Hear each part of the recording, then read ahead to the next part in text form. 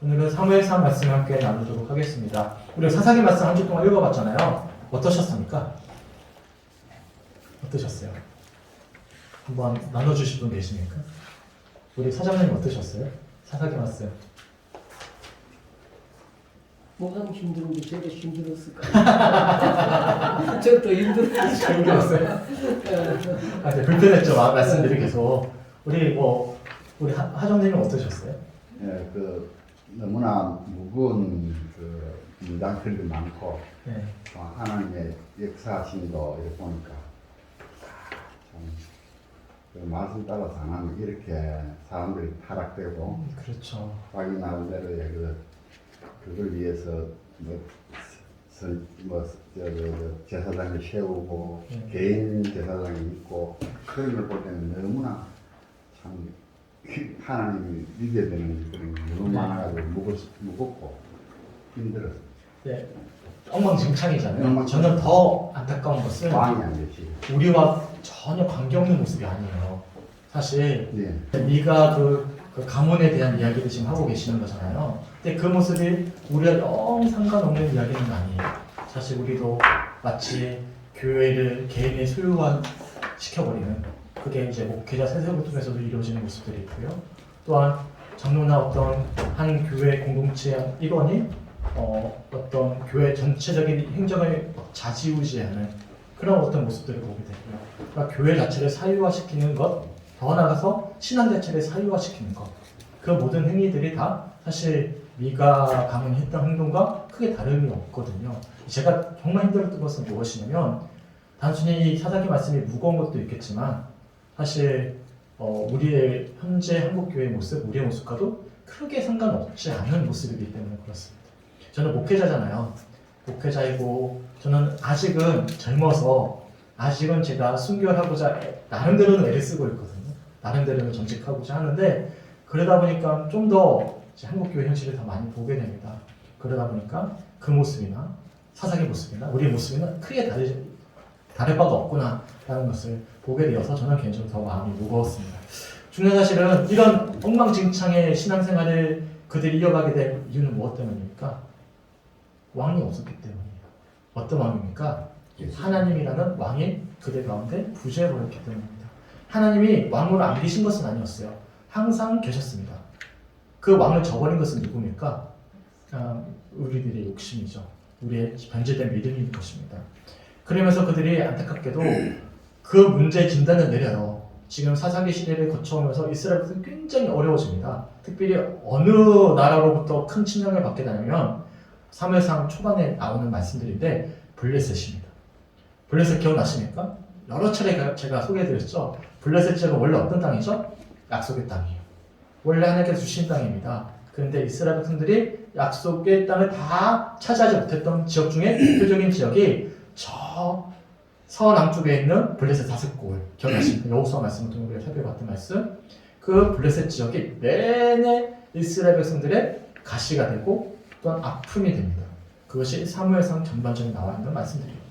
그들이 그래서 어떤 진단을 내리냐면, 우리가 왜 이처럼 블레셋으로부터 공격을 당할까? 이유를 정해요. 우리에게 왕이 없기 때문이에요. 근데 왕이 없는 것은 어떤 왕이 없는 거예요, 그들에게? 하나님이란 왕을 저버렸기 때문에 주어지는 문제인데, 그들이 어떻게 진단을 내냐면 우리에게 그들처럼 세상에 왕이 없기 때문이다 라고 진단을 내리게 되는 것입니다. 그래서 그들이 기도합니다. 하나님께. 하나님, 우리에게 왕을 주시옵소서. 이런 이야기예요. 우리 아이들이 있어요. 부모에게 와서 부모님 마음에 안 듭니다. 또 다른 부모는 주시옵소서. 그건 똑같은 거거든. 얼마나 이 부모 입장에서 화가 납니까? 그렇지 않아요? 불효자죠. 네, 그렇죠. 왕의 백성인데 왕이 있어요. 버젓이 살아있어요. 왕 주시옵소서. 이게 뭐라고 하죠? 역적되는 거죠. 쿠데타예요. 그런 어떤 이야기를 하고 있는 것입니다. 그런데 하나님께서 놀랍게도 우리가 성금요일날 예배 말씀 기억나십니까? 하나님은 끝까지 인내하시고 참으시는 분이시거든요. 그래서 그들의 바램대로 왕을 세워줍니다. 그게 바로 첫 번째 왕 사울이었어요. 그리고 이어지는 왕은 다윗이었고, 그런 말씀들이 사무엘상에 쭉 이어지는데, 사무엘상은 이제 그런 왕이 세워지는 과정들, 그리고 첫 번째 왕이었던 사울이 어떻게 처음에 하나님의 부르심을 받아서 왕이 되었다가 그 역시도 변질해 가는지, 그런 과정들, 그리고 더 나아가서 하나님께서 다윗을 기름 부어주시고 그 다윗을 훈련시키는 과정들을 우리가 사무엘상 말씀을 통해서 쭉 묵상하게 될 것입니다. 그리고 사무엘 하 말씀은 이제 다윗의 일대기가 쭉 이어지게 돼요. 다음 주에 살펴보도록 하겠습니다. 여하튼 이처럼 하나님께서는 이처럼 완악했던 이스라엘 백성들의 잘못된 진단 속에서도 그들의 바람대로 일단은 응답해 주시고 왕을 세워주시는 그런 장면들을 보게 되는데 우리가 우선 영상을 보면서 함께 말씀하도록 하겠습니다.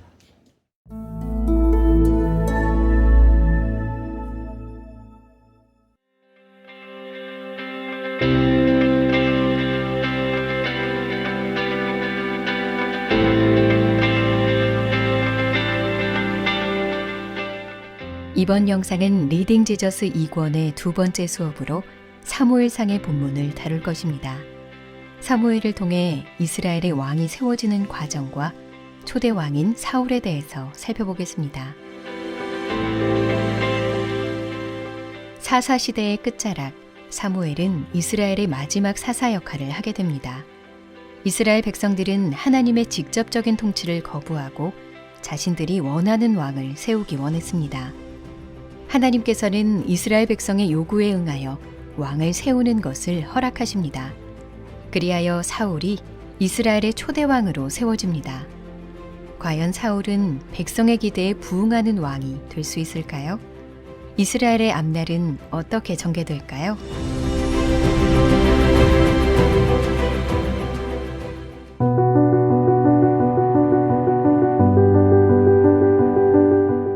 사무엘상은 자식이 없어 괴로워하는 한 여성 한나의 이야기로 시작됩니다.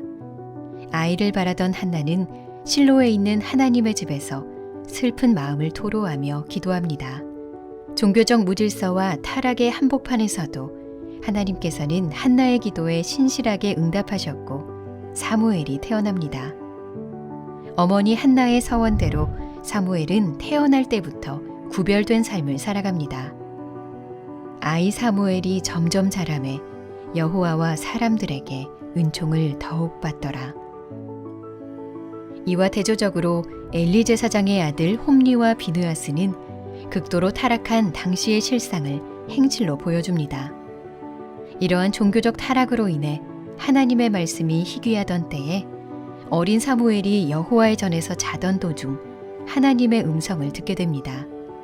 하나님께서는 사무엘에게 엘리 제사장의 집을 심판하시겠다고 말씀하십니다.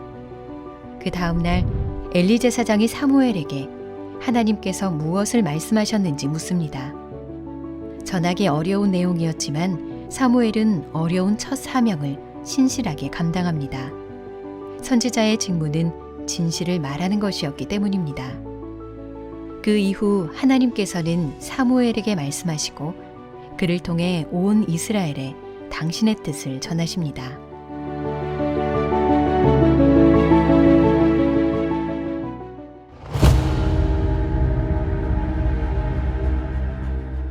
사무엘상 4장에서 이스라엘은 블레셋과의 전쟁에서 참혹하게 패배합니다.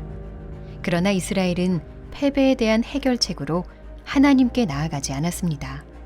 그들은 그저 여호와의 언약궤를 가지고 출전하면 승리할 것이라 생각합니다. 언약궤에 마술적인 힘이 있어서 그 힘이 자신들을 보호해 주리라 생각한 것이죠. 그것은 하나님의 능력을 신뢰한 것이 아니었습니다. 결국 이스라엘은 전쟁에서 크게 패하고 언약궤까지 블레셋에게 빼앗깁니다.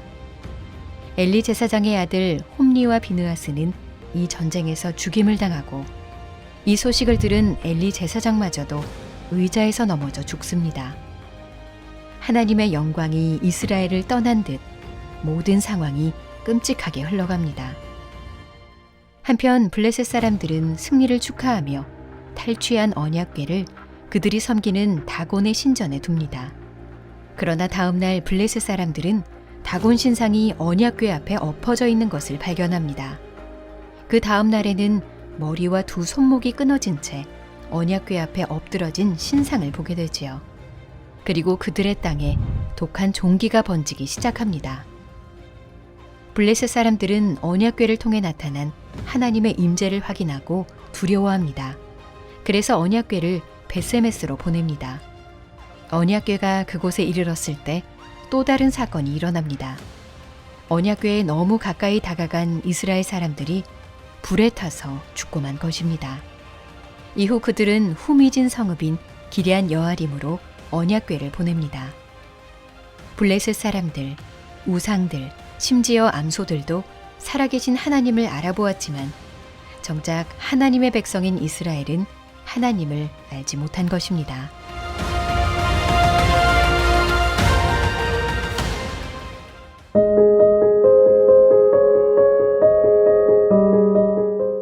사무엘상 7장에서 사무엘은 이스라엘 온 족속에게 이렇게 말합니다. 만일 너희가 전심으로 여호와께 돌아오려거든 이방 신들과 아스타롯을 너희 중에서 제거하고 너희 마음을 여호와께로 향하여 그만을 섬기라. 그리하면 너희를 블레셋 사람의 손에서 건져내시리라. 이에 이스라엘은 여호와만을 섬기겠다고 대답합니다. 사무엘은 온 이스라엘에게 미스바로 모일 것을 선포하고 그들을 위해 기도합니다. 이스라엘 백성은 사무엘의 말에 순종하여 미스바에 모입니다. 그리고 그곳에서 종일 금식하며 하나님께 자신들의 죄를 아뢰는 회개의 기도를 드립니다. 그때 블레셋이 이스라엘 백성을 치러 미스바로 올라옵니다. 이 소식을 들은 이스라엘 백성들은 두려워하며 사무엘에게 기도를 요청합니다. 사무엘은 어린 양을 가져다 여호와께 온전한 번제를 드린 후 부르짖으며 기도합니다. 하나님께서는 그 기도에 응답하시고 기적을 베푸십니다. 큰 우레를 발하셔서 블레셋을 어지럽게 하시고 흩어버리신 것입니다. 이 승리를 기념하기 위해 사무엘은 돌 하나를 가져다 다음과 같이 이름 붙입니다. 에베네셀 여호와께서 우리를 도우셨다고 말이죠. 굴복한 블레셋 사람들은 이후 이스라엘 지역 안으로 들어오지 못하게 됩니다.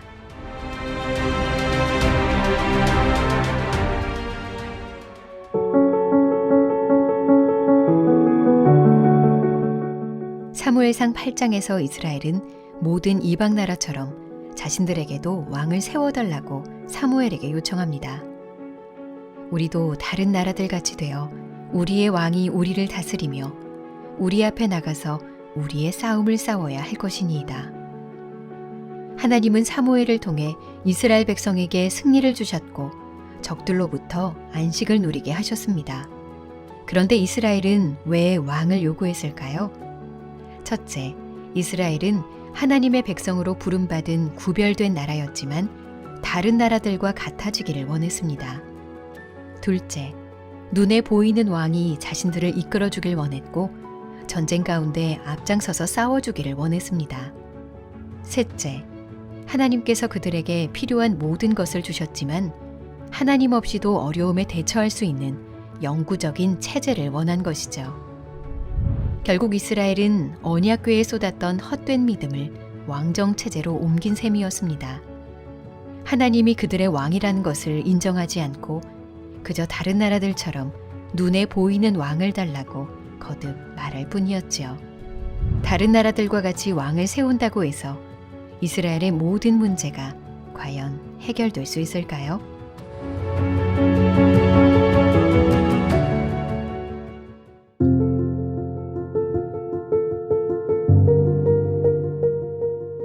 하나님께서는 이스라엘의 요청대로 왕을 세우도록 허락하십니다.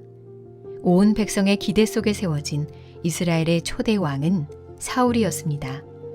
그는 대단히 매력적인 사람이었습니다. 훌륭한 가문 출신의 다른 모든 이들보다 어깨 위만큼 키가 컸지요. 외형적으로는 왕이 되기에 필요한 모든 자격을 갖추고 있었습니다.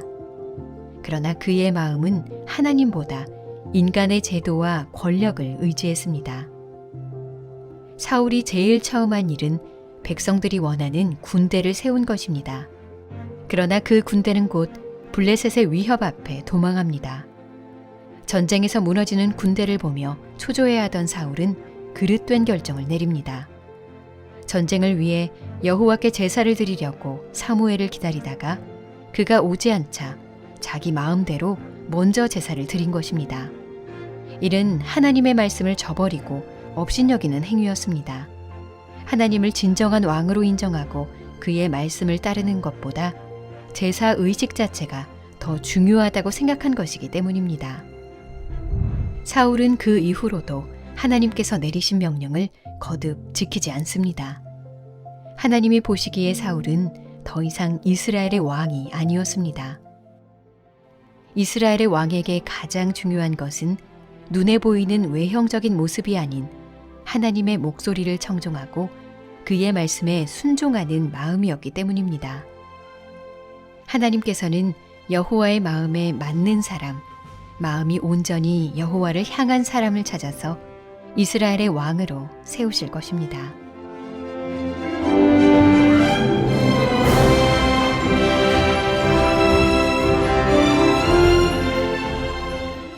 왕이 세워지면 모든 것이 해결될 줄 알았지만 이스라엘의 상황은 실패와 실망의 연속이었습니다.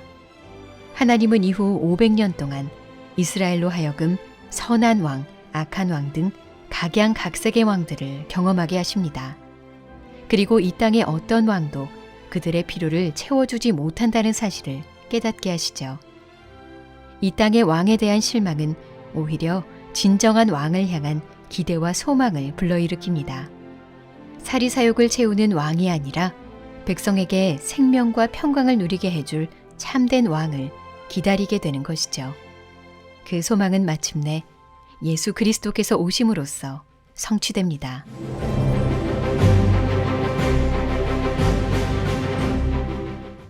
우리 함께 잠시 살펴보도록 하겠습니다. 74페이지 보실까요? 74페이지에서 바로 앞장에 넘어가시면 74페이지, 73페이지가 되는 것이죠. 그림이 있습니다.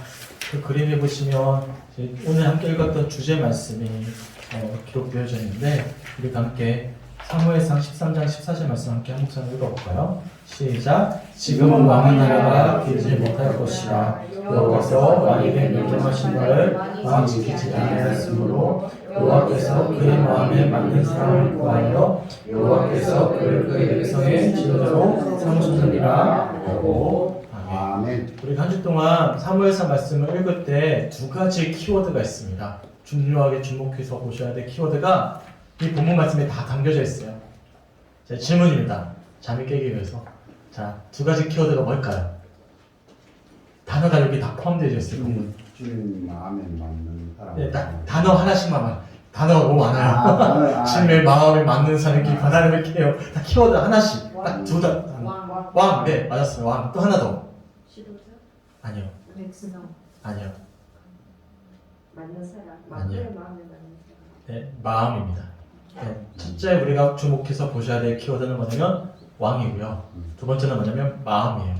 하나님께서 지금 사울을 향해서 지금 지적하고 계시는 말씀인데 사울의 어떤 부분을 지적하고 계시죠? 이제 마음이에요. 마음. 하나님께서 지금 하나님의 마음에 맞는 사람을 뭘로 세우시겠다? 왕으로 세우겠다라고 말씀하고 계십니다. 그래서 우리가 사무엘상을 보실 때 두 가지를 보셔야 돼요. 하나님의 마음에 합한 사람, 그리고 우리가 정말 주목해야 될 왕은 누구인가? 이 두 가지 포인트를 가지고 말씀을 보셔야 돼요. 왜냐하면 사무엘상 전반적으로 비교가 계속 이루어집니다. 첫째 비교는 누구를 통해서 이루어지냐면 사무엘과 엘리 제사장과 비교가 되어집니다. 특별히 엘리 제사장의 홈리와 비느하스라는 아들 제사장이 있거든요. 그들과 사무엘을 비교하는 것처럼 비춰지는 말씀들이 쭉 이어져요. 그게 사무엘상 전반적으로 이루어지고 있는 말씀들인데 그곳에서 하나님께서 뭘 보고 계시냐면 마음을 보고 계십니다. 또 후반절에 가시면 누가 등장하죠? 이스라엘의 초대왕이었던 사울이 등장하고요. 이 사울과 또 누구를 계속 비교시키냐면 다윗입니다. 이 다윗과 사울을 비교하는데 하나님께서 계속 뭘 보고 계시냐면 사울의 외모와 어떤 능력에 어떤 주목을 하고 계시는 것이 아니라 그들의 마음을 주목하고 계시는 것임을 우리들이 사무엘상 말씀을 통해서 주목하셔서 보셔야 되는 것이죠. 하나님께서 우리가 뭘 보시는 거예요? 마음. 마음을 달리 표현할까요? 중심이죠. 우리의 중심을 보시는 분이 누구십니까? 우리 하나님이심을 우리들이 말씀을 통해서 살펴볼 수가 있습니다. 절망 속에서 피어나는 소망이 이제 등장하는데 바로 74페이지에 보시면 이 사무엘이 등장합니다. 이 사무엘이 마지막 사사였어요. 삼손에 이어지는 마지막 사사는 사무엘이었습니다. 이 사무엘을 통해서 사사 시대가 이제 맞춰지게 되는데 이 사무엘이 어떻게 태워졌죠? 이제 어머니 한나의 간절한 기도를 통해서 어머니의 합한 그 마음을 통해서 어머니가 나실린으로 하나님께 고백하겠다라고 결단했잖아요. 그리고 실제로 하나님께서는 나실린으로 고백한 사무엘을 통해서 일해 가십니다. 보면 누가 좀 비슷합니까? 삼손과 좀 배경이 비슷해요. 삼손도 사실 수태고지를 통해서 나실린으로 이미 하나님께서 말씀하시는 장면을 통해서 삼손이 구별돼서 태어나거든요. 마찬가지로 사무엘 역시도 나실린으로 구별하겠다는 어머니의 고백을 통해서 그렇게 특별한 존재로 태어납니다. 그래도 다르죠. 뭐가 다르냐면 마음의 중심이 다른 거예요. 사무엘보다 훨씬 더 능력이 출중한 사람은 누구죠? 우리가 이미 지난주에 살펴봤던 삼손이었어요. 사자를 그냥 손으로 찢어버린 엄청난 괴력의 소유자였는데 그 마음의 중심을 상실했을 때 그는 비참한 죽음을 맞이했잖아요. 근데 사무엘은 그렇지 않았습니다. 보면 하나님의 마음이 합한 모습으로 그 믿음의 여정을 걸어가면 우리들이 말씀을 통해 살펴볼 수 있고 그 사무엘을 통해서 절망 속에 희망이 피어나기 시작해요. 그리고 이 사무엘과 누구를 계속 비교시키냐면 당시의 제사장이었던 엘리의 제사장과 그의 아들이들인 비느와 홈리아스를 비교시키는 그런 장면들이 쭉 이어지게 돼요. 당연히 제사장이 변질했어요. 하나님의 마음을 온전히 분별하지 못해요. 그런 어떤 종교인이 치리하고 있던 이스라엘 백성들의 신앙생활은 당연히 그와 비슷했겠죠. 그래서 이 이스라엘 백성들의 변질한 신앙 속에서 그만 하나님의 약속의 땅을 온전히 차지하지 못했던 그 블레셋 군대에 아주 심각한 전쟁들이 이루어지는 것이 사무엘상 4장 이후로 쭉 이어지게 돼요. 그게 78페이지에 기록되어져 있는데 이스라엘 백성들이 블레셋과의 전쟁 속에서 큰 패배를 당합니다. 제 위에 보시면 이렇게 이야기해요. 사무엘상 4장에 이르면 이스라엘 사이의 뿌리 깊은 문제가 표면에 드러납니다. 블레셋과의 전쟁에서 이스라엘 군대가 4,000명이나 죽자 장로들은 무언가가 잘못되었음을 직감하며 질문합니다. 왜 이처럼 굴욕적으로 패배했을까? 무엇 때문일까요? 또 외적인 문제가 아니에요. 사실 사무엘상에서 우리가 주목해봐야 되는 문제가 뭐라고 말씀드렸죠? 마음, 중심의 문제인데 그들은 어디서부터 지금 변화를 꾀하고 있냐면 외형적인 모습으로부터 문제 해결을 꾀하기 시작하는 거예요. 그래서 어떻게 하냐면 그들이 찾은 해결책은 중간에 있어요. 내적 변화가 아니라 외부 요소를 더 보강하는 것이었습니다. 그들은 그래서 언약궤를 가져와요. 언약궤를 마치 뭘로 여기는 거예요? 마술적 힘이 있는 것처럼 여기는 것이죠. 우리도 예전에 그런 신앙이 있었잖아요. 성경책 자체에 능력 없어요. 뭐에 있는 거예요?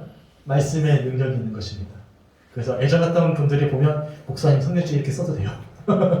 네, 네. 말씀 자체, 이 성경책 자체에 능력이 있다고 보면 저 지금 막 다 해줬거든요. 그러면 안 되잖아요. 그렇지 않습니다. 우리는 외형적인 모습을 통해서 하나님의 은혜를 구할 수 없는 것이죠. 하나님은 마음의 중심을 보시는 분이시기 때문에 마찬가지예요. 언약궤 자체에 능력이 있다고 믿었던 거예요. 그래서 언약궤를 앞세워서 블레셋과의 전투를 벌였지만 심각한 패배를 당합니다. 그 자리에서 홈리와 비느하스가 사망해요. 그리고 이스라엘 백성들이 4,000명이 넘도록 사망했다는 소식을 엘리 제사장이 듣고는 너무나 낙심한 나머지 그만 뒤로 넘어갔어요. 그리고 그만 그 자리에서 죽어버립니다. 얼마만큼 비참한 그런 최후를 맞이했고 그 마음을 잃어버린 종교인들과 하나님의 백성들의 결과가 어떠한지를 보게 되는 것이죠. 그래서 이 블레셋 사람들이 하나님의 언약궤를 빼앗아 가버리는 거예요. 그리고 우리가 영상을 통해 보셨던 것처럼 다곤 신전에 하나님의 언약궤를 이제 모셔두었는데 다곤 신전이 엎드려지는 그런 모습을 보고는 그들이 깜짝 놀라서 다시금 이스라엘 백성들에게 돌려보냅니다. 하지만 그들은 여전히 그 중요성을 느끼지 못한 거예요. 그래서 기랏 여라림이라는 아주 볼품없는 지역으로 그냥 언약궤를 방치해버리는 그런 모습들을 보게 되는 것이죠. 그런 과정 가운데 중심을 잃지 않았던 사무엘이 이스라엘 백성들의 문제를 이렇게 지적합니다. 81페이지에 보시면 사무엘상 7장 3절 말씀에 이렇게 말씀하고 있는데 81페이지에 보시면 위에 저 두 번째 줄에 사무엘상 7장 3절 말씀이 수록되어 있습니다. 같이 읽어봤으면 좋겠어요. 시작! 만일 너희가 전심으로 여호와께 돌아오려거든 이방신들과 아스타롯을 너희 중에서 제거하고 너희 마음을 여호와께로 향하여 그만을 섬기라. 그리하면 너희를 블레셋 사람의 손에서 건져내시리라. 아멘. 당연히 이 말씀에서 뭐가 등장하죠? 사무엘상에서 우리가 주목해서 봐야 될 표현이 하나 등장하죠. 무엇입니까? 마음. 네. 우리가 이방신들과 아스라스를 제거하는 것도 중요해요. 전제되는 조건이지만 더 중요한 것은 너희 마음을 여호와께로 향하여 그만을 섬겨야 된다. 이것이 해결 책임을 이야기해주고 있는 거예요. 그래서 어떻게 하냐면 미스바에 모입니다. 우리가 미스베 기도에 그런 표현 쓰잖아요. 그곳에서 이스라엘들이 함께 기도했기 때문에 그래요. 미스베 지역에 함께 모여서 간절히 기도했더니 놀랍게도 블레셋 군대를 하나님께서 물리쳐 주셔요. 우리를 내려주시는 거거든요. 그들이 믿었던 신은 하늘을 주관하는 비의 신이었어요. 근데 우리가 친 거예요. 그들이 깜짝 놀란 거예요. 자신의 신을 통해서 공격받은 거잖아요. 그래서 그들이 혼비백산에서 도망쳐버립니다. 그리고 나서 이스라엘 백성들이 그 지역을 기념해서 보시면 82페이지의 중간에 있어요. 82페이지 두 번째 문단에 보시면 이렇게 이야기합니다. 전투가 끝난 후 사무엘은 돌 하나를 취해 이 일을 기념합니다. 하나님이 이스라엘을 위해 하신 일을 기억하게 하는 일종의 표식으로 그 돌을 에베네셀이라고 부릅니다. 그 말은 여호와께서 여기까지 우리를 도우셨다라는 뜻이다 라고 이야기하고 있어요. 에베네셀 들어보셨습니까? 하나님이 우리를 도와주셨다. 저 중앙교회 가시면 큰 돌로 에베네셀 적혀 있어요. 네, 에베네셀입니다. 근데 제가 몰랐는데요. 이 저자는 좀 달리 해석해요. 에베네셀을 좋은 의미로도 해석할 수 있지만 또한 불신앙의 표식으로도 이야기할 수 있다고 이야기하는 거예요. 왜냐하면 에베네셀이 하나님이 여기까지 도와주셨다는 게 약간 중의적인 표현이라는 거예요. 여기까지 도와주셨다는 감사의 표현이기도 하지만 하나님 여기까지 도와주셔요 라는 의미일 수도 있다는 거예요. 왜 에베네셀을 그렇게 볼 수 있냐면 이어지는 8장 말씀을 보시면 그들이 하나님을 의지하지 않습니다. 우리에게 왕을 주세요 라고 선포하기 시작해요. 그러니까 우리가 무엇인가를 기념하는 것 자체를 굉장히 조심해야 되는 것이죠. 겉다리 넘어가기 때문에 더 많이 이어가지 않겠습니다. 여하튼 에베네셀이라는 속뜻이 좀 다를 수 있다는 사실을 좀 주목해서 또한 묵상해 볼 수 있는 중요한 어떤 묵상의 여지가 있지 않을까라고 저는 생각이 들어졌습니다. 개별로 우리가 7장 말씀을 읽을 때 한 번 더 우리가 묵상해 보도록 하겠습니다. 그리고 이어지는 8장에 보시면 에베네셀의 기념비를 세웠던 이스라엘 백성들이 어떻게 하니까 이제 두 번째 중요한 포인트가 등장해요. 뭐죠? 마음과 그 다음에 왕이죠. 그들이 왕을 요구하기 시작해요. 83페이지 보실까요? 위에서 세 번째 줄 사무엘상 8장 20절 말씀 함께 읽어볼게요. 시작. 우리도 다른 나라를 같이 되어 우리의 왕이 우리를 다스리며 우리 앞에 나가서 우리의 싸움을 싸워야 할 것이다. 아멘. 왕을 요구하고 있는데 제가 이 책에서 어젯밤에 보면서 중요한 어떤 좋은 포인트가 되었던 것은 그들이 왜 왕을 요구했을까라는 문제를 해석해주는 이 저자의 이야기였습니다. 그게 84페이지에 있습니다. 84페이지 위에서 세 번째 줄에 보시면 이렇게 첫째 이유를 이야기해주고 있어요. 첫째, 그들은 다른 나라들과 같아지고 싶었습니다 라고 이야기해요. 구별된 하나님의 자녀들이잖아요. 근데 그들이 무엇과도 같아지고 싶었던 거예요. 이제 잘 나가는 나라 닮아가고 싶었던 거예요. 근데 우리도 사실 그렇지 않습니까? 예수를 믿는데도 불구하고 세상에서 잘 나가는 사람들을 보며 비교하면서 우리가 가지는 마음이 하나 있습니다. 믿는 자들이 절대 가져서는 안 되는 마음이 하나 있어요. 따라해볼까요? 자격지심. 자격지심. 네, 자격지심. 이거는 하나님 주신 마음 절대 아니에요. 비교의식, 자격지심. 어떤 마음이죠? 민수기 13장에 보시면 이스라엘 백성들이 아낙 자손을 보면서 자신을 어떻게 비교했죠? 메뚜기다. 똑같은 표현이에요. 자격지심입니다. 우리는 하나님의 백성입니다. 그러니까 주눅들 필요 없고 꿀릴 이유가 없는 거예요. 네, 아무리 명품으로 다 도비한 사람을 만났더라도 그렇구나, 좋은 거 가졌구나, 나는 영혼을 소유한 사람이다 라는 믿음을 가지셔야 되는 것이죠. 제가 이런 믿음 없었을 때는요, 큰 교회 목사님들 만나거나 잘 나가는 목사님들, 저는 목회자니까 그게 자격지심이거든요. 만나면 왠지 모르게 내가 작아지는 거 같고 주눅 들고 그랬거든요. 근데 지금은 그렇지가 않습니다. 왜냐하면 우리는 하나님의 자녀이고 하나님의 사명자이기 때문에 사실 비교할 이유가 없는 거예요. 그 사람은 그 사람, 나는 나. 하나님 나를 하나님 자녀 삼아 주셨잖아요. 믿으십니까? 아멘. 우리가 당당해지셔야 됩니다. 당당해져야 돼요. 어떤 교회를 가든지 어떤 목회자를 만나든지 세상에 어떤 위치에 서 있든지 우리가 당당해지는 그 모습을 통해서 하나님의 영광이 발해집니다. 믿으십니까? 아멘. 그래서 사실 제가 지금 우리 초등학교에 보면 이제 학교 운영위원회가 있습니다. 그래서 제가 제 어떤 의지는 아니에요. 어떻게 하다 보니까 운영위원회에 들어가게 됐어요. 들어가게 됐는데 작년까지 어떤 마음이 있었냐면 사실 제가 차상이거든요. 그래서 교육급여를 애들이 받고 있어요. 근데 선생님들이 다 알 거 아니에요. 교육급여를 받는 사람이 학교 운영위원회에 들어가 있는 거예요. 제 스스로 자격지심이 가져지는 거죠. 그래서 처음에 너무 불편한 거예요. 부끄럽고. 근데 지금 생각해보니까 부끄러울 이유가 하나도 없는 거예요. 선생님들이 저를 어떻게 불러주냐면 교육급여를 받고 있는 사람으로 불러주는 게 아니라 목사님으로 불러주더라고요. 그러니까 내가 가져야 될 자의식은 교육급여를 받고 있는 차상위자가 아니라 목회자구나 라는 인식을 가지고 나니까 이번에 갔다 왔거든요. 진도가 안 들었어요. 당당하게 이야기하고 또 저희 아내조차도 어떻게 연결이 돼가지고 학부모 임원이 돼버렸거든요. 그래서 하나님께서 또 이렇게 하면서 또 아이들을 더 만나게 해주시는 어떤 발판이 되구나 라는 어떤 계기로 삼고자 하시구나. 왜냐면 우리가 교회학교를 시작했으니까 그렇게 열어주시구나 라고 저희가 묵상이 되어있거든요. 제 이야기입니다. 제 예인데요. 그런 경우 많으실 거예요. 왠지 모르게 내가 주눅들고 비교하는 거죠.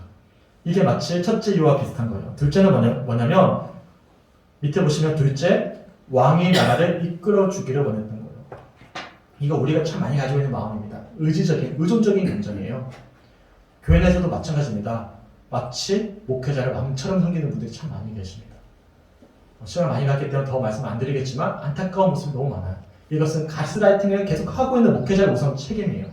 목회자를 잘 믿어야, 잘 따라야 복 받는다. 이것은 목회자의 초점 가스라이팅이에요. 그렇게 해야 목회하기 편합니다. 내 한마디에 성도들이 다 움직이고 섬기고 그렇게 하면 얼만큼 이제 쉽게 목회가 이루어지는지 몰라요. 그런데 누구를 왕 삼아버리는 거예요? 목회자를 왕 삼아버리는 거예요. 굉장히 위험한 거거든요. 그게 한국교회 변질의 가장 큰 이유 중에 하나입니다. 이거 깨트려야 돼요. 우리가 의존적인 신앙을 버리셔야 됩니다. 대부분 의존적이세요. 목회자가 찾아가야만, 목회자가 고면해야만, 누가 이야기해줘야만 내가 겨우겨우 믿음을 이어가는 것. 전혀 자립심이 없는, 스스로 서지 않는, 오직 우리에게 왕은 누구십니까? 예수 그리스도. 예수 그리스도. 예수님이 우리의 왕이 되시잖아요. 아멘. 믿으십니까? 아멘. 그래서 우리 모든 성주교회 성도들이 예수님을 왕으로 삼을 수 있는 우리 모든 성주교회 성도들이 되시기 주님을 간절히 축원합니다. 아멘. 우리 교회 성도들 중에 꽤 오랫동안 저와 신앙생활을 했는데 지금 교회를 못 나오고 계시는 분들이 계셔요. 저가 기도하지만 찾아가지 않고 있는 이유가 있습니다. 만약 저와 함께하는 시간이 짧았으면 아마 100번은 더 찾아갔을 거예요. 근데 지금 찾아갈 타이밍이 아니에요. 스스로 이제는 깨달아서 돌아오셔야 됩니다. 더는 이게 반복되면 안 되는 것이거든요. 기도해 주셔야 돼요. 저는 항상 기도하거든요. 스스로 나올 수 있도록. 감사한 것은 저는 지난주에 너무 감사했어요. 손집사님이 스스로 찾아오셨어요. 이제는 내가 손집사님 찾아가야 되겠다. 그래서 조만간 찾아갈 거예요. 그래서 권면해드리고 축복해드리고 힘을 보태드릴 것입니다. 이 너무나 중요한 신앙의 태도거든요. 우리의 성도도 마찬가지입니다. 스스로 주님을 찾으셔야 돼요. 누구 의지하지 마시고. 누구만 의지하는 거예요? 예수님. 진정한 왕이신 예수님 의지하셔야 됩니다. 믿으십니까? 아멘. 저도 똑같은 한 인간이에요. 하나님을 찾아야 되는 한 사명자일 뿐입니다. 목회자 의지하시면 안 됩니다. 믿으십니까? 그래서 우리가 스스로 예수님을 의지할 수 있는 우리 모든 성주교회 성도들이 되시길 주님의 은혜를 축원합니다. 아멘. 그 다음에 셋째 이유가 있어요. 셋째는 왕이 앞장서서 전쟁을 치는 영속적 시스템을 원했다라고 이야기하는 거예요. 달리 표현할까요? 눈에 보이는 현상을 요구하는 거예요. 눈에 보이는 왕. 하나님은 보이지 않는 왕이잖아요. 우리가 눈에 보이는 현상 얼마나 좋아하는지 모릅니다. 그렇지 않습니까? 그래서 이것을 넘어서서 영원한 왕을 바라보는 것을 우리가 소망하셔야 되는 이런 말씀들을 통해서 우리가 찾아볼 수가 있는 것이죠. 네. 이처럼 사무엘이 왕을 요구하는 이스라엘 백성들에게 그러면 사울을 왕으로 세우게 되는 과정들이 이어지게 되는데 이들이 왕을 요구했던 이유는 이런 이유들이 있었음을 이 저자가 이야기해주고 있는데 충분히 우리가 스스로를 돌아보면서 묵상해 볼 수 있는 중요한 포인트들, 관점들을 우리가 이 교재를 통해서 엿볼 수가 있는 것입니다. 그러면서 하나님께서 사울을 세우셔요. 85페이지입니다. 85페이지 제위의 줄. 왕정 제대로 선택한 이스라엘 백성의 환호 속에 초대왕으로 등극한 사람은 사울이었습니다. 한번 여쭤볼게요. 왜 하나님께서 하필이면 사울을 세우셨을까요? 여러 가지 이유가 있을 수 있겠죠? 근데 제가 묵상이 된 거는 그들이 바라던 대로 세워준 거예요. 그들이 원하던 대로 세워준 거예요. 그전에 어떤 왕을 세우기 원했어요? 그릇하게 눈에 보이는 좋은 가문에 좋은 능력에 외모가 출중한, 그래서 어느 나라에 내놔도 꿀리지 않는 어떤 능력과 외모를 가지고 있는 왕을 원했어요. 하나님은 그들의 바람처럼 어떤 왕을 세워줬어요? 사울을 세워줬어요. 영상에서 보셨겠지만 사울은 아주 그럴듯한 모습을 가지고 있는 사람이었습니다. 근데 문제는 무엇이었습니까? 85페이지 중간에 있어요. 하지만 정작 중요한 것은 그의 마음 상태였습니다. 마음 상태였어요. 우리는 그럴듯한 외모를 통해서, 모습을 통해서 하나님을 찾지만 하나님을 뭘 보시는 분이시죠? 중심을 보시는 분. 그리고 사울은 갈수록 그 중심을 잃어버립니다. 이처럼 옥과에서는 버림받은 사울의 모습을 우리가 살펴볼 수가 있는 것입니다. 이후로도 이제 하나님께서 사무엘상 중반절에 보시면 다윗을 기름 부어서 세우시는 장면들, 그런 장면들은 사무엘상 두 번째, 다음 주에 우리가 좀 살펴볼 것이고, 그 이전에 우리가 한 주 동안 사무엘상 말씀을 쭉 읽어가시면서 우리가 개인별로 먼저 한번 묵상해 보셨으면 좋겠습니다. 시간이 많이 갔네요. 그래서 여기까지만 할게요. 그래서 우리가 사무엘상의 두 가지 포인트 기억하셔야 돼요. 따라해볼까요? 마음. 마음. 두 번째 뭐죠? 왕. 이 두 가지 키워드를 가지고 묵상해 보시는 그런 사무엘상 묵상의 여정이 되시길 주님의 이름으로 간절히 축원합니다. 네. 함께 찬양했으면 좋겠습니다. 악보집 196번입니다. 오늘 오전과 오후 말씀 기억하시면서 함께 찬양하고 함께 기도했으면 좋겠습니다. 악보집 196번입니다. 196번입니다. 196번.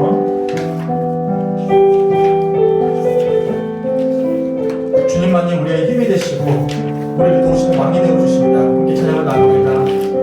나 얇게 있을 때도, 나 얇게 있을 때에도 주님이 함께 계시고, 나 실망 잃을 때에도 주님은 내게 오시네. 나 시험 당할 때에도 주님이 지켜주시고, 나 실망 당할 때에도 주님이 위로하시네. 주님만이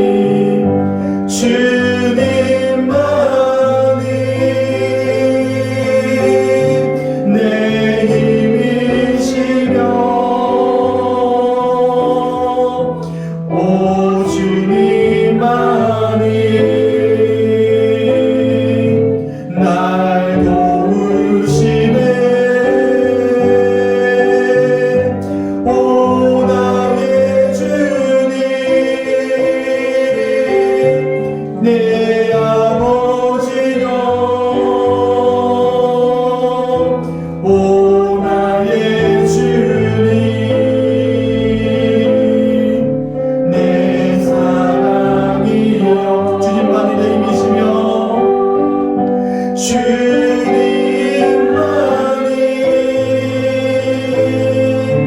내 힘이시며,